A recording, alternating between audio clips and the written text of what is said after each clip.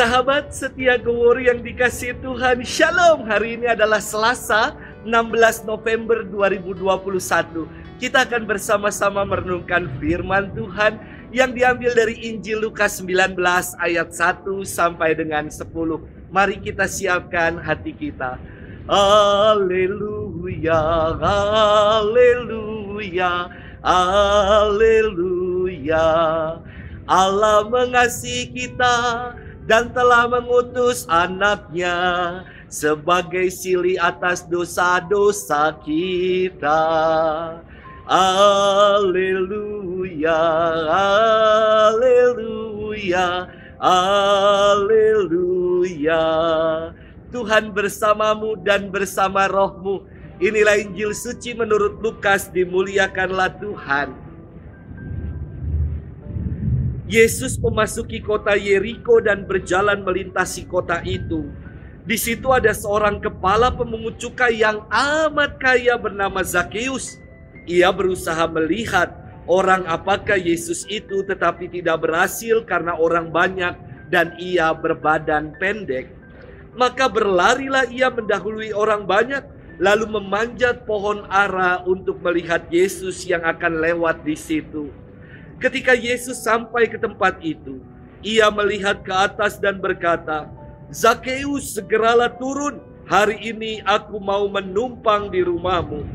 Zakeus segera turun dan menerima Yesus dengan sukacita. Tetapi semua orang yang melihat hal itu bersungut-sungut katanya, "Ia menumpang di rumah orang berdosa." Tetapi Zakeus berdiri dan berkata kepada Tuhan, "Tuhan, separuh dari milikku akan kuberikan kepada orang miskin, dan sekiranya ada sesuatu yang kuperas dari seseorang, akan kukembalikan 4 kali lipat." Kata Yesus kepadanya, "Hari ini terjadilah keselamatan atas rumah ini, karena orang ini pun anak Abraham. Anak manusia memang datang untuk mencari dan menyelamatkan yang hilang." Demikianlah sabda Tuhan. Terpujilah Kristus. Sahabat setia Gewori yang dikasihi Tuhan, Shalom.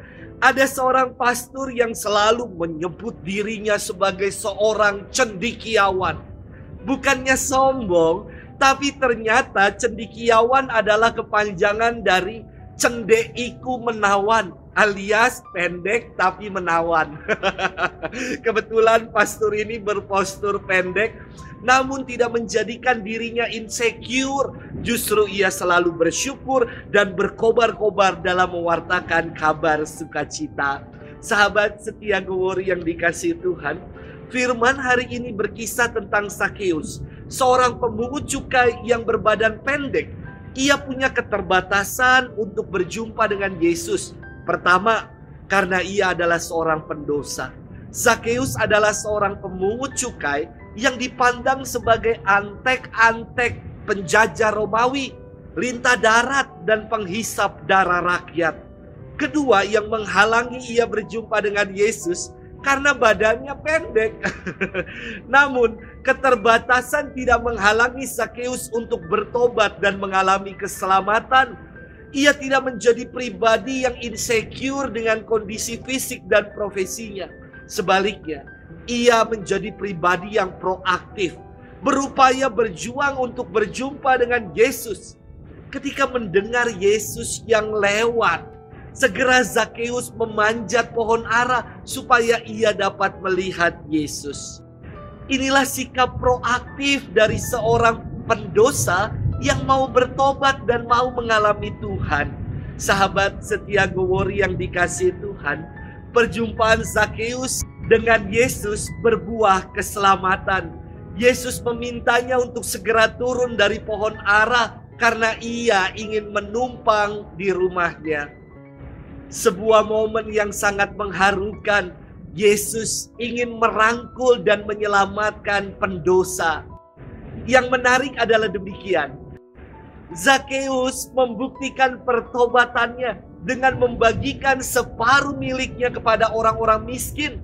Dan sekiranya ada orang yang diperas, ia akan mengembalikan 4 kali lipat. ada restitusi atau pengembalian atas dosa yang kita buat.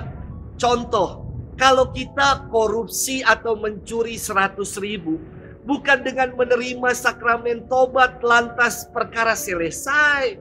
Perlu ada restitusi, pengembalian atas dosa yang telah kita buat. Dan yang istimewa dari kisah Zakheus ini, pengembalian yang ia buat justru melebihi apa yang ia ambil atau apa yang ia peras. Bahkan separuh dari kekayaannya ia bagikan kepada orang miskin, dan ia mengganti 4 kali lipat barang siapa ada orang yang ia peras. Inilah pertobatan sejati yang dibuat oleh Zakheus. Bagaimana dengan pertobatan kita? Apakah penyesalan kita diiringi pula dengan sikap hidup, dengan pembaharuan hidup? Semoga demikian yang kita buat dalam hidup kita. Selamat bermenung dan Tuhan memberkati kita selalu dalam nama Bapa dan Putra dan Roh Kudus. Amin.